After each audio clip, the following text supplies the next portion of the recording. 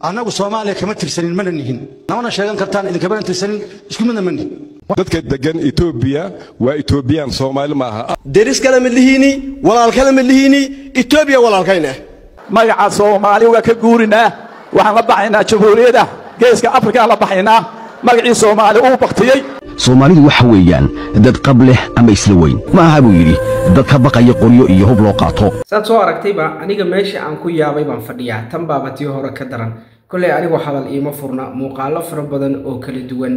oo gebigood aan ku kala go'aan qaadan doono in Soomaalinimada la isaga baxo iyo in Soomaalinimada laga bixi karo meel la iska dhigi karo jinsiga asaga ma suurtagal ba ma suurtagal ma ahan kulay muuqaalkan markuu dhamaado saybal adiga kula tahay commentiga inuu qori doonta muuqaalkan like to noo qorxiso kale channelkan subscribe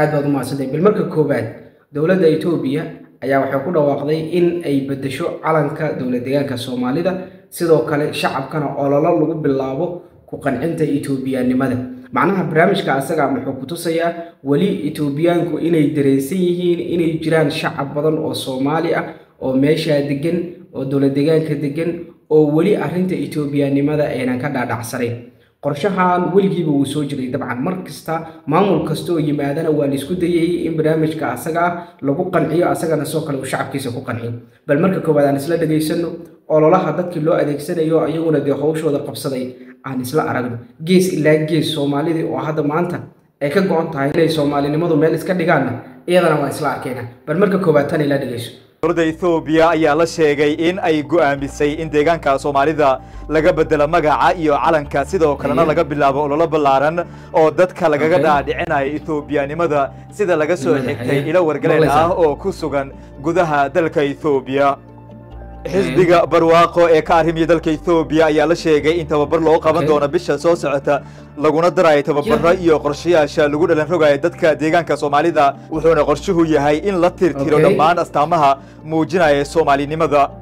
madaxweynaha deegaanka Soomaalida Mustafa Maxamed Cumar iyo madaxweyne ku-xigeenka xisbiga barwaaqo Aadan Faarax ayaa lagu wargeliyay arrintan waxayna hogaamin doonaan tababarro iyo barnaamijyo lagu qancinayo dadka iyadoo loo adeegsanayo odayaasha dhaqanka ee deegaanka Soomaalida sida laga soo xigtay ila loo qaateena Soomaalida macnaha hadda maamulkan ka jira dawlad deegaanka maamulkii ka horeeyay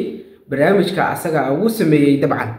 hadda markuu Mustafa yimidna sidoo kale waa la soo celiyay astaantii Soomaalinimada ka turjumaysay ee calanka dawlad deegaanka ku jirtay dib loo soo celiyay maanta marka Mustafa la raba marka in lagu cadaadiyo inuu hadana mar kale ka saaro Soomaalida okay dadkii la rabay marka in loo adeegsado arinta iyada oo culimo leh oo siyaasiyiin leh oo aqoon-yahan leh ila dhageysa ayagoo ku waran anagu Soomaaliya kama tirsanin mana nihin waan la dagaalamaynaa waan ka hortagaynaa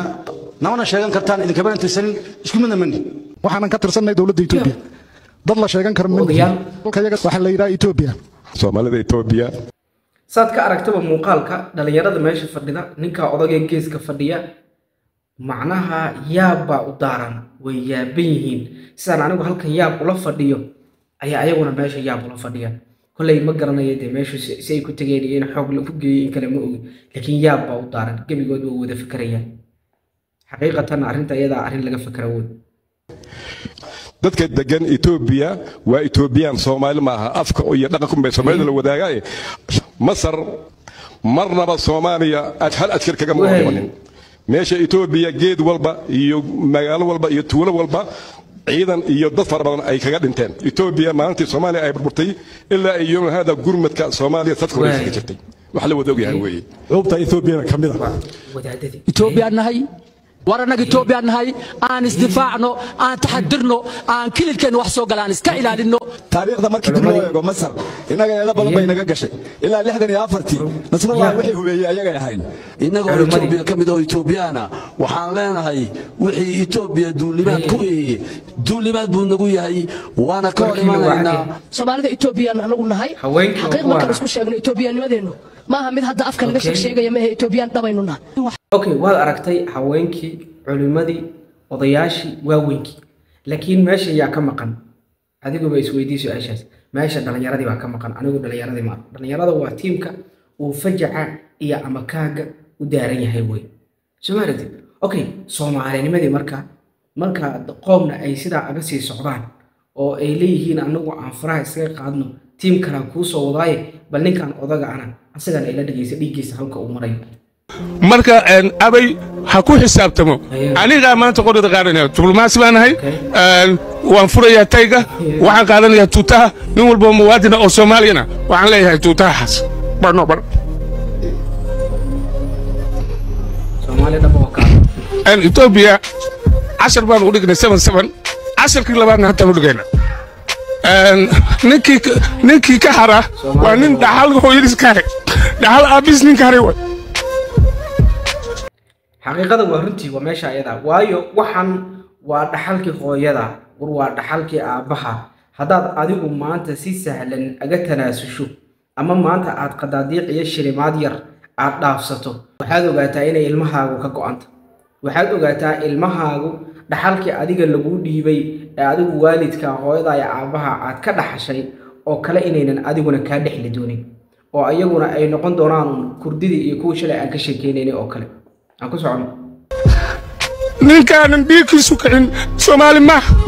waa inaan u taxaysanaa kalbeed waa inaan asaga ku kacinaa sababa 40 kilomitir bay u jiraan mucaaradka Ethiopia أنا كان حدبان ذني يا برلمان كده حديث واحد كليهن وعنو تاجر سنة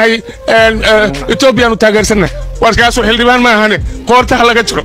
وهواي معناها وقائن وقائم الوطن هتي إنت اللي يرقبته هتي كمان ويدايك حلقت بقى ديجا بقول تجري أوكي حاجة يسومالي لأن أنا أدنى مركب فيصل علي وراها الله وعليها أنه الصومالي لماذا هو بدل الوكر يديبه جبي جد بواسقة اللي نابوليه أوكي بل عندك جيسنا مركب ولا ساعة هذا الكيس وحويري iyo Soomaalidu halka uu ka istaagay magaca Soomaali waa ka guurinaa waxaan la baxaynaa Jamhuuriyadda Geeska Afrika la baxaynaa magaca Soomaali uu baqtiyay uu dhaqtiyay reer bah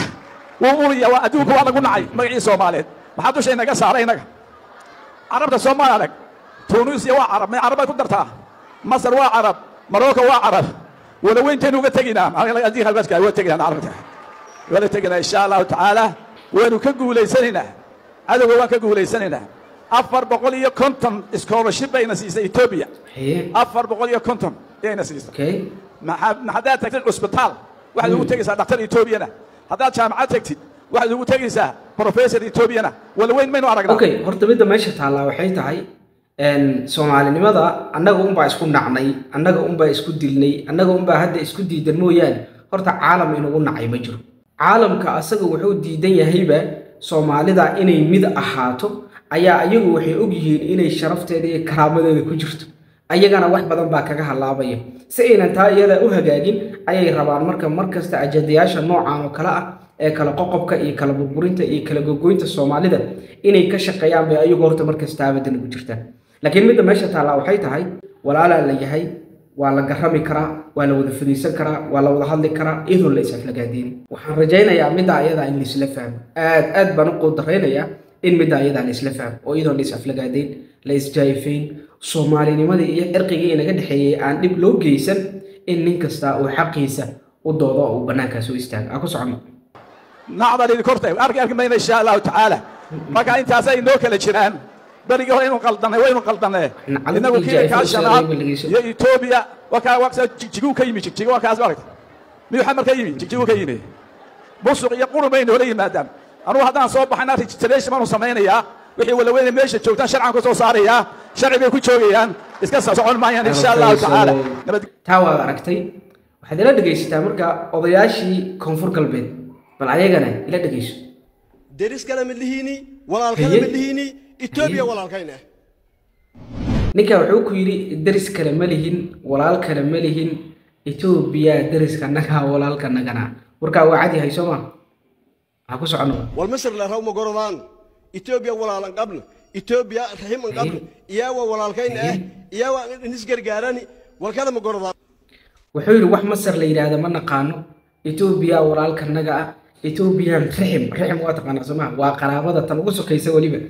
Ethiopia rahim noo abu yiri iyadaan isgargaari jirnay Soomaaliya Masar waxba uma ogin buu leeyahay waa arintii wali daba taagay odag okay Soomaalida marka adduunka kale Soomaalidu sidee u arkaan ayagu bal taariikhda laga qoray ila dhageyso soomaalidu waxa weeyaan dad qab leh ama isla weyn ma aha buu yidhi dad ka baqaya qoryo iyo hub loo qaato waxaa jirta isa sharaf weyni aan bini aadamka cidiba ka sharaf weynin oo matalan haddii uu gaal soo agbaro qof Soomaali ah tiyo gaalka loo jeedo ayaa candhuufa qofkaasi uu ku tufi jiray dhulka waxa ay jeclaan jireen Soomaalidu dagaalada gaadmada ah iyo kuwa gacantaba la isula tago ee kaymaha gaagaaban ee jiqda ah la isku hayo Soomaaligani ugu geesinimada badan ee ugu qabka badan ee dagaalyahanka ugu naxariista daran ayaa waxa uu awoodi kari jiray inuu sameeyo hadana wax weyn oo gobanimo leh oo waxa uu diyaar noqon jiray inuu dhiigiisa u qubo dhulkiisa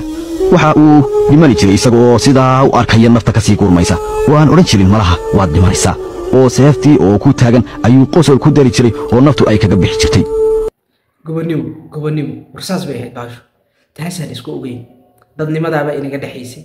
kartidaa iyo awooddaa baan lahayn maxayna helay war se ummadda hadda joogtay waa noocee war yaana dooriyey war dhibaatadan xagee ka taaganta anigu yaabay war yaab iyo amakaag baa ii daaran waa aniga horey kuu idhi meeshii aan ku yaabay oo aan ku amakaagay baan fadhiya war adoo dunida saa kuu taqaano sharaftaa iyo karaamadaa iyo halyeynimada iyo awoodda iyo kartidaa leh war maxaa keenay inaan maanta anagu iscunno maxaa keenay in qof kale oo asagu waxyaabo asagu ka dhex guuxaya iyo xiqdi kale iyo xasidnimo iyo siyaasad iyo waxyaabo asaga u gooniya shakhsiyaad way yeelan karaane shakhsiyaadka iyaga ahaa in intaan dhageysano annagu dhanna ayna wada dooriyaan maxaa keenay waa waxyaabaha la yaabka ah oo anigu ilaa hadda aan isweydiinayo wey sida muuqaal horeba kugula wadaagay Soomaalida taariikhdooda tan maanta taaganna waa aniga kaaga sheekeeyo nin cadaan in intuu baxay Soomaaliya tagay oo arkay uu yiri war ummadan iyo ummadii aan wadamada kala soo maray oo dhan wadamadii kale aan soo maray oo dhan ummadaha joogay iyo ummadan isma lahu yiri xaqiiqada isma dhaweeyay maxaa yeelay war Pakistan buu tagay sawiraan lagu soo cararay ilaa waa nin cadaan ah Carabihi buu tagay dadka kale waa asaga laga hormarinaya ilaa waa nin cadaan ah Soomaaliya yimid cid salaanta ka qaad waay cid salaanta ka qaada ayuu waay ilaa markii dambe uu xanaaqo yiri bani oo dimeeshan mar dambe ma ku soo laabanaya wax liga qadarinay Soomaaliya war ummadan marka xagee loo socdo war anigu waa yaab bal adiga marka waxaan ku muuqda bal ra'yigaaga commentiga inoo wada wadaag muuqaalkan soo kale like noo ku xirtaan subscribe aad baa u mahadsantahay salaamaya